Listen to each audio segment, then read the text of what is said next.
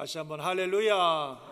하나님의 크신 은혜와 평강이 우리 모든 성도님들과 함께 하시기를 예수님 이름으로 축원합니다.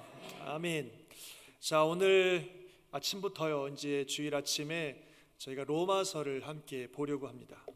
로마서는 바울 사도가 로마에 있는 성도들에게 보낸 편지요, 또 성경이죠. 사실 바울은 이 로마에 있는 성도들을 한 번도 만난 적이 없습니다. 한 번도 만난 적이 없는 그들에게 복음의 핵심을 잘 정리해서 전해준 책이 로마서입니다. 그도 그럴 것이요, 여러분도 아시다시피 로마라고 하는 도시는 당시 세상의 중심과도 같은 도시였기 때문에 로마의 어떤 정보, 또 어떤 영향, 어떤 역사가 있느냐가 주변의 온 세상을 영향을 미친다 해도 틀린 말은 아니었습니다. 로마는 그런 곳이기 때문에 그런 곳에 있는 성도들에게 복음의 핵심을 잘 전해주고 싶은 것이 사도 바울의 마음이었습니다.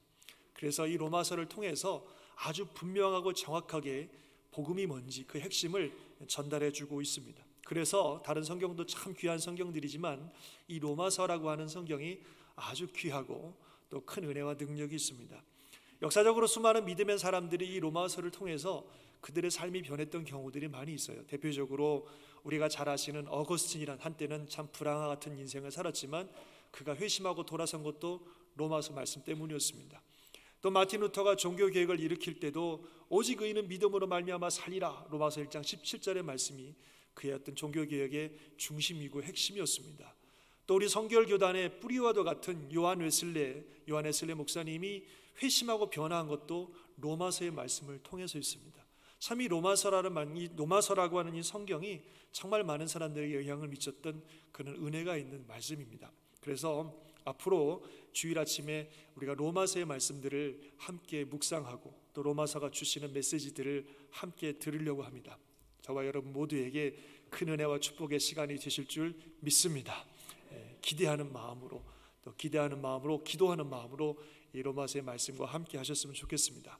자, 오늘은 1장 제일 첫 부분 1절에서 7절까지 말씀을 보셨는데요, 이 부분은 바울 사도가 로마에 있는 성도들에게 처음 만나는 그들에게 자신을 소개하고 있는 그런 부분입니다. 간단한 자기소개이지만 이 부분에 바울 사도가 가지고 있었던 그의 삶의 자신에 대한 정체성, 또 그의 삶의 가치와 목적이 아주 분명하게 드러나고 있는 부분이 바로 이 1절부터 7절에 나오는 자기의 소개를 하는 부분입니다. 이 말씀을 함께 들으시면서 나는 나의 정체성을 어떻게 생각하고 있고 또 내 삶의 가치와 목적은 어떠한지를 한번 생각해 보시면서 우리 모두에게 은혜가 되는 시간이 되시기를 바랍니다. 자, 그러면 바울이 자신의 소개를 어떻게 하고 있는지 한번 보시죠. 이렇게 소개를 시작을 하고 있습니다. 우리 한번 같이 한번 읽어볼까요? 다시 한번 시작. 예수 그리스도의 종 바울은 사도로 부르심을 받아 하나님의 복음을 위하여 택정함을 입었으니. 자, 이 1절의 말씀에 보면 바울이 자기를 소개하는데 세 가지로 소개를 하는 것을 볼 수 있습니다. 첫 번째로는 나는 예수 그리스도의 종이다, 그런 얘기고, 두 번째로는 나는 사도로 부르심을 받았다, 그리고 세 번째는 뭐예요? 나는 하나님의 복음을 위하여 택정함을 입었다. 이렇게 세 가지로 자신을 소개하고 있습니다. 첫 번째는 뭐라고요?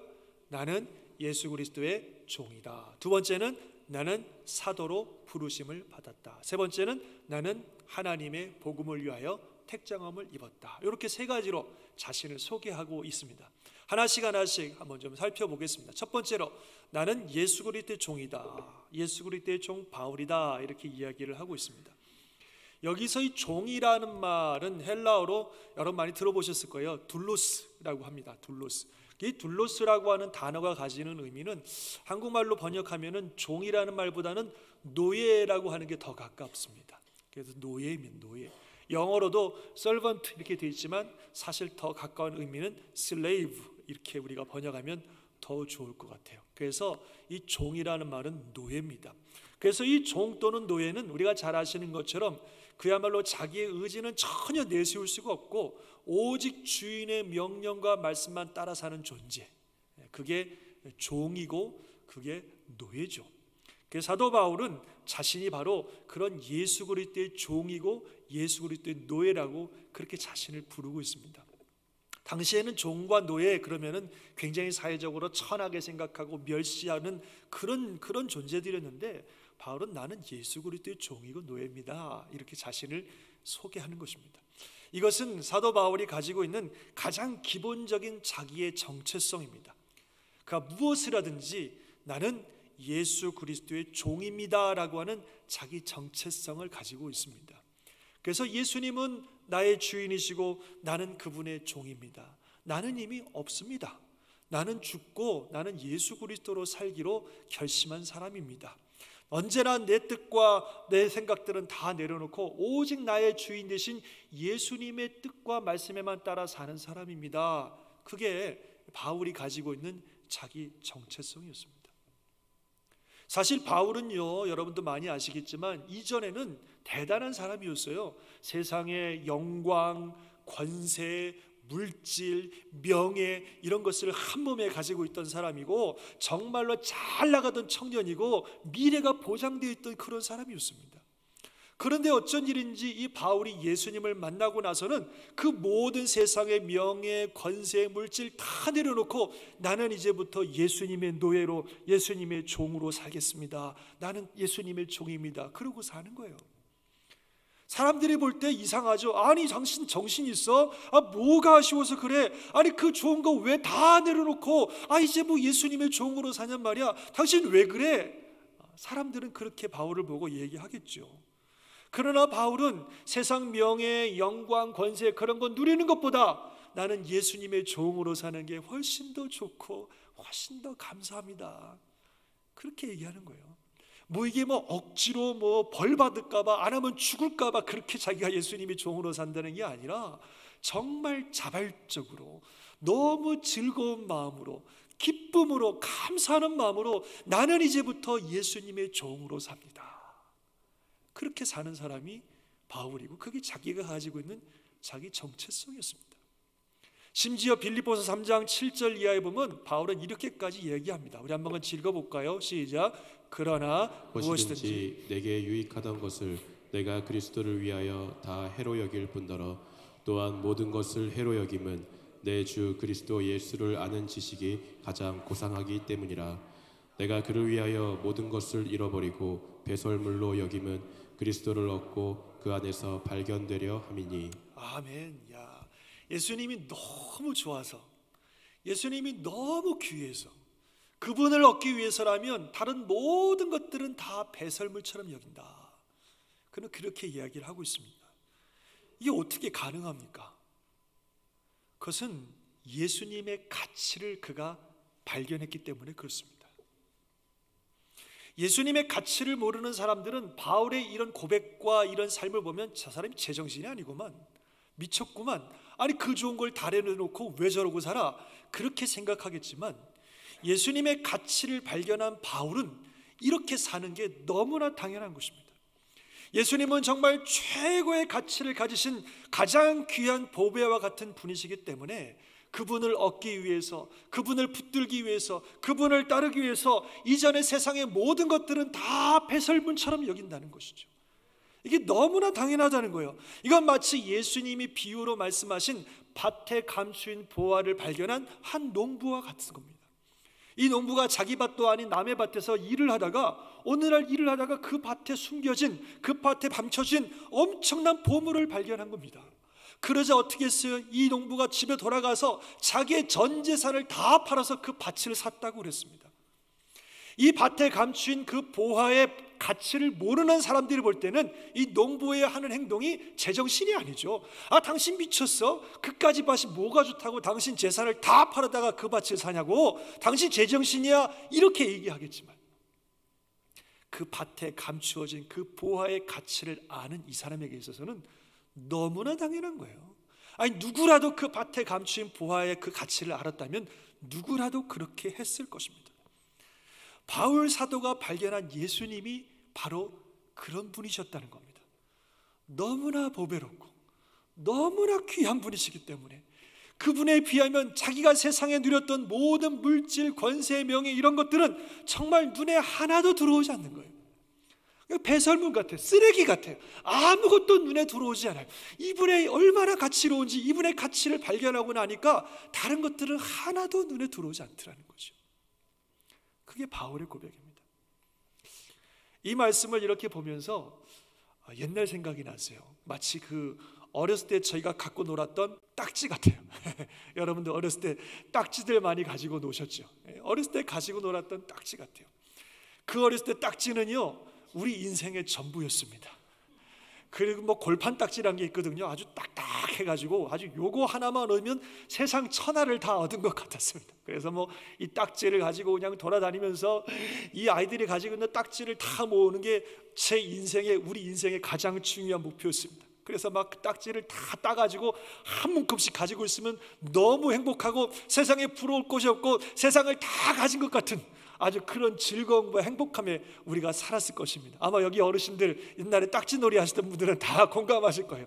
그것만 있으면 그냥 너무 큰 부자가 된 것 같고 뭐보다 아무것도 부럽지 않은 그냥 큰 부자가 된 것 같은, 이게 내 인생의 최고의 가치로 우리가 여기며 살았을 것입니다. 그런데 시간이 지나서 더 중요한 가치가 뭔지를 알고 난 후에는 그 딱지들은 다 뭐예요? 쓰레기죠. 뭐 추억을 위해서 한두 장 가지고 있을런지 모르겠지만 다 필요 없는 쓰레기들입니다. 다 갖다 버리죠. 뭐 지금 우리가 중요하다고 여기는 모든 것들이 그렇다는 겁니다. 지금은 우리가 그것이 인생의 최고의 가치를 여기고 그것만 있으면 행복할 것 같고 그것만이 내 인생의 목표인 것 같고 그것을 얻기 위해서 그냥 열심히 달려가지만, 사실은 가장 중요한 가치이신 예수님을 발견하고 나면 그 모든 것들이 다 눈에 안 들어온다는 거예요. 쓰레기 같다는 거예요. 가치 없이 보인다는 거예요. 어차피 뭐 아무리 우리가 많이 가져도 죽으면 다 없어지고 말 바람에 날리는 겨와 같은 것들인데 하나도 눈에 안 들어오는 거예요. 진짜 이 예수님이 정말 엄청난 분이신 겁니다. 이분을 만나면 진리를 깨닫습니다. 진짜 보물을 발견하는 줄 믿습니다. 잠시 있다가 없어지는 것이 아니라, 우리가 잠시 누리다가 사라지는 것이 아니라 영원토록 우리의 기쁨이 되고 영광이 되고 축복이 되는 진짜 가치, 진짜 영광, 진짜 보물, 진짜 놀라운 우리의 축복은 예수님이신 줄 믿습니다. 그래서 이분을 만나면 이분에게 우리의 삶을 거는 거예요. 이분께 우리 인생 맡기는 겁니다. 이분께 우리 인생 거는 겁니다. 왜냐하면 이분이 최고거든요. 이분이 진짜거든요.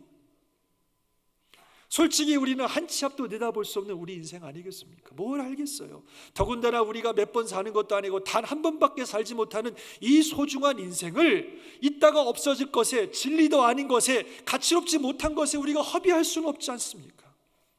정말로 최고의 진리, 최고의 가치, 가장 중요한 것에 우리 인생을 걸어야 되지 않겠습니까? 예수님이 바로 그분이십니다. 예수님이 바로 그 진리이십니다. 예수님이 영원한 영광이요 축복이신 것을 믿으시기 바랍니다. 일상뿐만 아니라 영원한 우리의 인생을 책임져 줄 진짜 보물이 예수님이십니다. 이 땅 없어질 세상의 그 어떤 것과도 비교할 수가 없는 최고의 가치, 가장 귀한 보물, 그분이 바로 우리 예수님이십니다.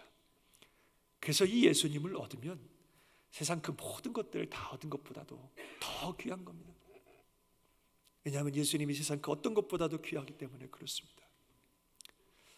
그래서 예수님의 종이 되어서 그분의 뜻대로 살아가는 그 일이 세상의 그 어떤 일보다도, 세상의 그 어떤 영광보다도 비교할 수 없을 만큼 너무 좋은 일입니다. 그래서 예수님의 종으로 살기 위해서, 그분의 뜻에 따라 살기 위해서 다른 것은 다 배설물처럼 여기고 살아도 괜찮습니다. 예수님이 그만큼 좋고, 예수님이 그만큼 귀하고, 예수님이 그런 가치를 가지신 분이시기 때문입니다. 이 진리를 깨달을 수 있기를 주의 이름으로 축원합니다. 예수 믿는다는 건 그런 겁니다. 그 예수를 믿으면 근본적으로 우리가 이 인생의 근본부터 바뀌는 거예요. 나는 없고 주님만 계시는 겁니다. 신앙생활이라는 게 그런 겁니다. 예수님을 내 삶의 주인으로 모시고 그분의 뜻에 따라 순종하며 살아가는 것, 그분을 최고의 가치로 두고 살아가는 게 그게 신앙생활입니다. 사랑하는 성도 여러분, 우리는 어떻습니까? 저와 여러분의 삶에 있어서 예수님은 어떤 분이십니까? 그분이 가지고 있는 가치는 어떤 가치로 저와 여러분들이 생각하고 있습니까? 정말 우리 모두가 가장 귀한 보배이신 최고의 가치를 가지신 그 예수님을 붙들 수 있기를 주님의 이름으로 축원합니다. 예수님은 내 인생의 주인이시고 나는 그분의 종이고 내가 그분을 붙들기 위해서 다른 모든 것은 배설물처럼 버려도 좋습니다 라고 하는 이 바울의 이 고백과 삶이 저와 여러분의 고백이 되고 저와 여러분의 삶이 될 수 있기를 주님의 이름으로 축원합니다. 아멘. 그래요. 그래서 바울은 자기는 예수 그리스도의 종이다 그렇게 얘기를 하고 있습니다. 그리고 두 번째로 자기는 아까 우리가 본 것처럼 사도로 부르심을 받았다 그렇게 이야기를 하고 있습니다. 즉 예수 그리스도의 종으로 살아가는 자신은 예수님의 뜻대로 살아가야 되는데 자신을 향한 예수님의 뜻 부르심은 사도로 사는 것이다 이런 말입니다. 그래서 자신은 사도로 부르심을 받아서, 사도라는 것은 주님의 보내심을 받아서 주의 복음을 전하는 일을 하는 건데요, 자기는 바로 그런 사도라는 거죠. 특별히 자신은 이방인의 사도로 부르심을 받아서 이방인들에게 복음을 전하는 그 일을 하는 것이 나의 부르심이고 나의 사명이다 이렇게 얘기하는 겁니다. 그래서 평생 그는 그 일 하며 살았습니다. 우리로 말하면 그게 그분의 자비요, 나는 사도로 사는 게 내 인생의 자비고 내 인생의 부르심이고, 그래서 평생 그 일 하면서 충성스럽게 살아갔습니다. 그건 우리도 마찬가지예요. 저와 여러분도 근본적으로 예수 그리스도의 종이라고 하는 정체성을 가지고 있지만, 그러나 주님께서 우리가 이 땅에 살면서 감당하라고 주신 부르심이 있습니다. 그것은 사명이라고 말하기도 하고, 또 쉽게 말씀드리면 저와 여러분들이 지금 하고 계시는 여러분들의 직업과 삶의 역할들을 말하는 것입니다. 개인 비즈니스를 하시든지, 아니면 직장을 다니시든지, 아니면 집에서 가사를 돌보거나 아이를 돌보는 일을 하시든지, 저와 여러분에게 주어진 사명과 역할, 하시는 그 일들이 하나님께서 우리를 부르신 부르심입니다.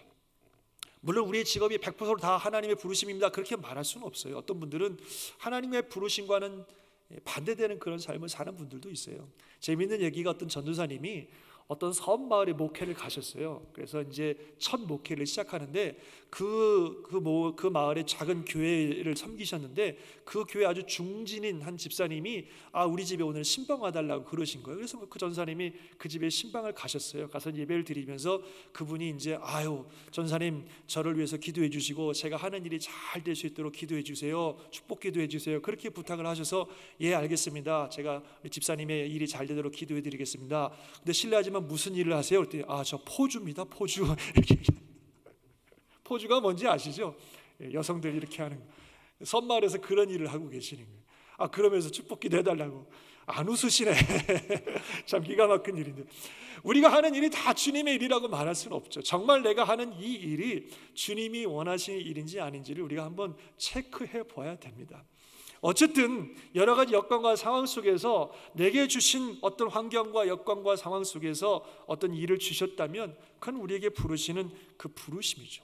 그래서 이 부르심을 우리가 감당하며 사는 겁니다.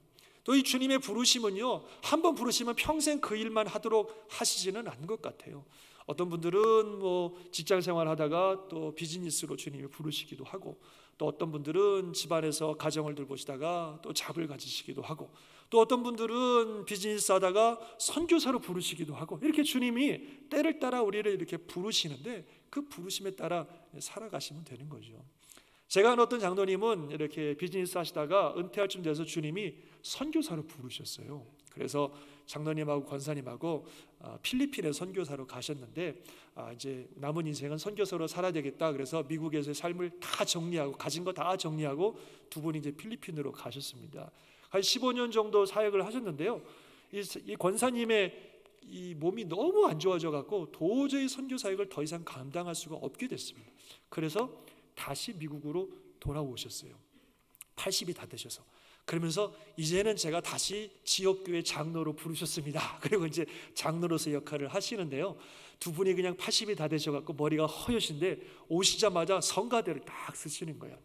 성가대를 너무 좋아하셔서 찬양하는 걸 좋아하셔서 성가대에 서서 찬양을 하시는데 머리 허연 80이 다 되신 두 분이 성가대에서 찬양을 하시는데 그냥 그 모습만 봐도 너무 은혜가 되고 사람들에게 좋은 모험이 되는 걸 볼 수 있었습니다. 그래서 그분은 선교사로 사시다가 또 하나님이 지역교회 장로로 부르셔서 또 장로로서 충성스럽게 이제 살아가고 계십니다.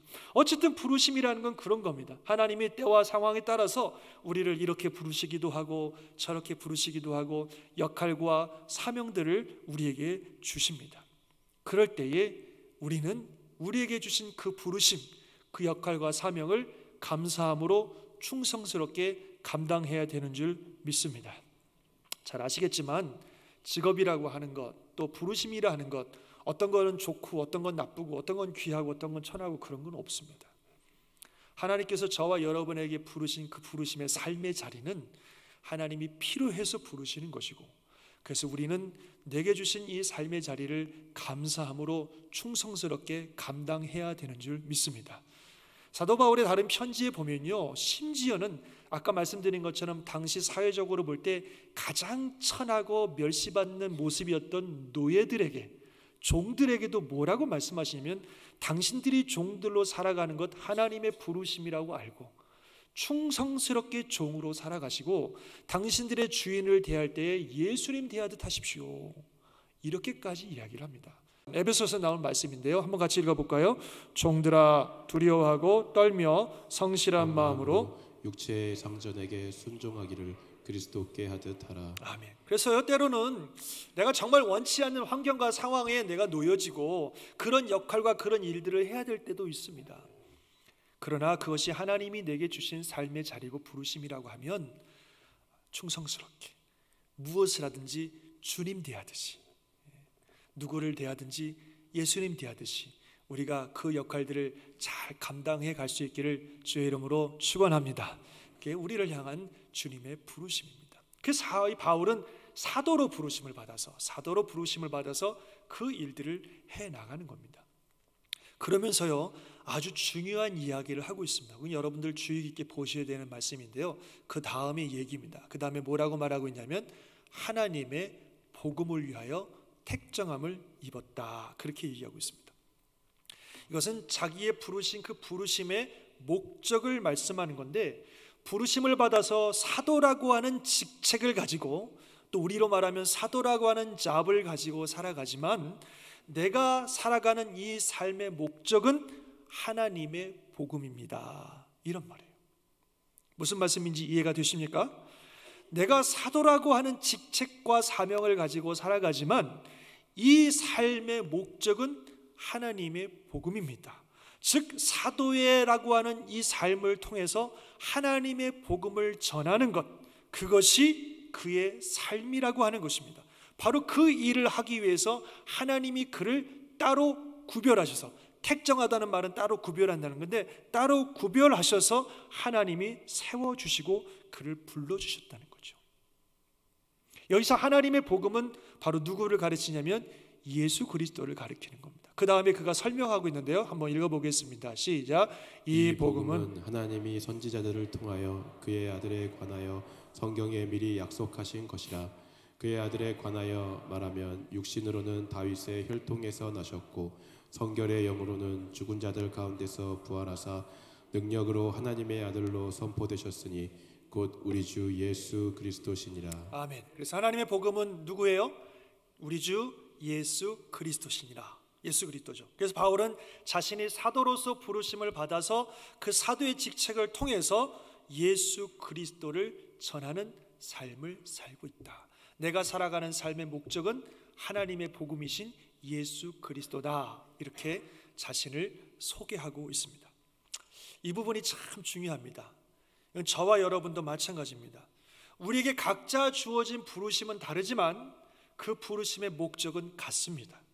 그것은 바로 예수 그리스도이신 줄 믿습니다.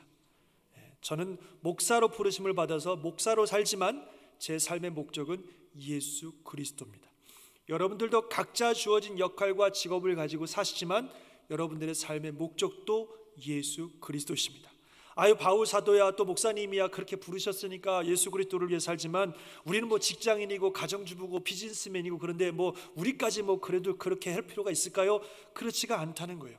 우리 모두가 다 각자 하는 일은 다르고 부르심은 다르지만 그 일을 통해서 결국 이루어져야 되는 궁극적인 목적은 예수 그리스도, 하나님의 복음이신 예수 그리스도인 줄 믿습니다. 그래서 예수님을 전하고 그분의 향기를 드러내고 그분의 빛을 드러내고 사람들을 예수께 나오게 하는 이 일, 무엇을 하시든지 그 일의 목적은 하나님의 복음이신 예수 그리스도십니다. 오늘 본문에서는 그 이야기도 분명히 하고 있어요. 그 다음 구절도 한번 같이 읽어보겠습니다. 그로 말미암아 우리가 은혜와 사도의 직분을 받아 그의 이름을 위하여 모든 이방인 중에서 믿어 순종하게 하나니 너희도 그들 중에서 예수 그리스도의 것으로 부르심을 받은 자니라. 아멘. 아멘 하시기 바랍니다. 자신은 이방인의 사도로 부르심을 받아서 모든 이방인 중에서 믿어 순종하게 하는 이 일을 하지만 너희도, 즉 우리도 모든 이방인 중에서, 세상 모든 사람들 중에서 예수 그리스도의 것으로, 예수 그리스도께 속한 자로, 예수 그리스도의 복음을 위해 살아가는 사람으로 부르셨다고 말씀하고 있습니다. 그래서 우리가 어떤 삶의 모습으로 사시든지, 어떤 직업과 어떤 일을 하며 사시든지 우리는 예수 그리스도의 사람이고, 그래서 예수 그리스도를 위해 살아가는 사람인 것을 잊어서는 안 됩니다. 예수님의 복음을 전하고 그분의 향기를 드러내고 그분의 빛을 드러내는 삶을 살아가는 것, 무슨 직업을 가졌든 무슨 삶을 살든 그게 우리의 목적입니다. 물론 우리가 이 세상 살면서 우리가 먹고 살기 위해서 열심히 일을 하시지만 궁극적인 우리의 목적은 예수 그리스도, 하나님의 복음입니다. 그래서 로마서 14장에 보면 우리가 살아도 주를 위해 살고 죽어도 주를 위해 죽나니 그러므로 사나 죽으나 우리가 누구 것? 주의 것이다. 믿으십니까? 또 고린도전서 10장 31절에 보면 너희가 먹든지 마시든지 무엇을 하든지 무슨 일을 하든지 다 무엇을 위해서요? 하나님의 영광을 위해서 하라. 그렇게 말씀하고 있어요. 이게 우리 삶의 궁극적인 목적입니다. 뭘 하시든지 무슨 직업을 가지고 어떤 일을 하시든지 간에 먹든지 마시든지 살든지 죽든지 우리 인생의 궁극적인 목적은 예수 그리스도, 하나님의 영광입니다. 그래서 내게 아무리 유익이 되는 일이라 할지라도 이것이 예수 그리스도의 복음의 장의가 되는 일이라면 하지 말아야 됩니다. 또 내가 아무리 하기 싫은 일이라 할지라도 이게 예수 그리스도의 복음을 위해서 필요한 일이라면 해야 되는 겁니다. 왜냐하면 예수 그리스도 그분이 우리 삶의 최고의 목적이고 가치이고 목표이기 때문에 그렇습니다. 사랑하는 성도 여러분, 우리 삶의 가치는요 무엇을 위해 살아가느냐에 따라 달라집니다. 우리가 내일은 마틴 루터 킹 주니어 목사님의 그 생일이고, 그래서 우리가 그분을 기념하는 그런 날인데요. 이 마틴 루터 주니어 목사님의 그 인생이 가치롭고 고귀한 이유는 뭐예요? 그분이 살았던 그 삶의 가치 때문에 그렇습니다. 너무 귀한 가치를 위해서 그의 평생의 삶을 헌신했던 분이기 때문에 그분을 우리가 기억하고 존경하고 또 기념하는 것 아니겠습니까? 무엇을 위해 사느냐가 우리 삶의 가치를 결정합니다. 내가 최고의 귀한 것을, 가장 귀한 가치를 위해서 살면 우리 삶은 그만큼 가치로운 삶이 되는 것입니다. 우리가 비록 마틴 루터 킹 주니어 목사님처럼 이 사회를 위해서 엄청난 일을 못한다 할지라도 무슨 일을 하시든지 내가 살아가는 삶의 자리에서 최고의 가치이신 예수님을 위해 산다면, 그것이 작은 비즈니스를 경영하는 일이시든 아니면 집에서 아이들을 돌보는 일이시든 뭐든지 간에 내가 최고의 가치이신 예수 그리스도를 위해서 산다면 우리의 인생이 최고의 가치 있는 인생이 되는 것을 믿습니다. 그렇게 살아야 되는 거죠. 하나님 앞에 섰을 때는요 우리가 얼마나 돈을 많이 벌었느냐가 중요하지 않습니다. 얼마나 주님의 뜻대로 돈을 벌었는지, 그리고 하나님께서 우리에게 주신 돈을 얼마나 주님의 나라를 위해서 사용했는지, 그게 중요한 겁니다. 하나님 앞에 섰을 때는요 우리 자녀들이 얼마나 좋은 대학에 갔느냐가 그렇게 중요하지 않습니다. 그렇게 좋은 아이들을, 그렇게 귀한 아이들을 하나님의 나라와 복음을 위해서, 예수 그리스도를 위해서 살아갈 수 있는 아이들로 어떻게 양육했느냐, 그게 중요합니다.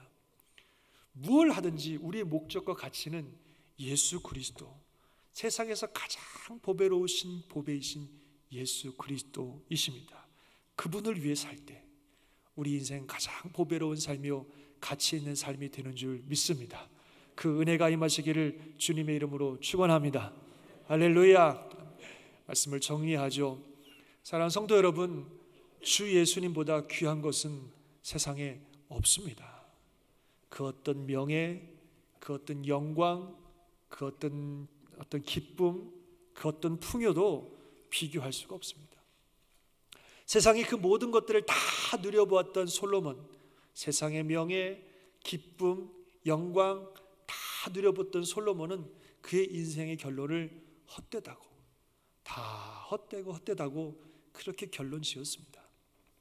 한때는 세상의 모든 영광을 누렸지만 예수 그리스도를 발견하고 나서 그 모든 것들은 배설물처럼 여기고 최고의 가치이신 예수님을 붙들었던 사도 바울은 그의 인생의 마지막에 내가 달려갈 길을 다 마치고 내가 의를 이뤘고 믿음을 지켰으니 나를 위해서 의의 면류관이 예배되었노라고 하는 놀라운 고백을 하고 그의 인생을 마무리했습니다. 무엇이 저와 여러분의 고백이 되시기를 원하십니까? 가장 귀한 보배이신 예수 그리스도, 그분을 우리 인생의 최고의 가치로 놓고 살아가는 저와 여러분이 되셔서 우리 인생이 마지막 순간에 정말 나는 최고의 가치로운 인생을 살았노라고 고백할 수 있는, 그래서 지금부터 영원까지 정말 놀라운 영광을 누리는 복된 성도 되시기를 주님의 이름으로 축원합니다. 하나님의 큰 은혜가 함께 하실 줄 믿습니다. 아멘. 기도하겠습니다.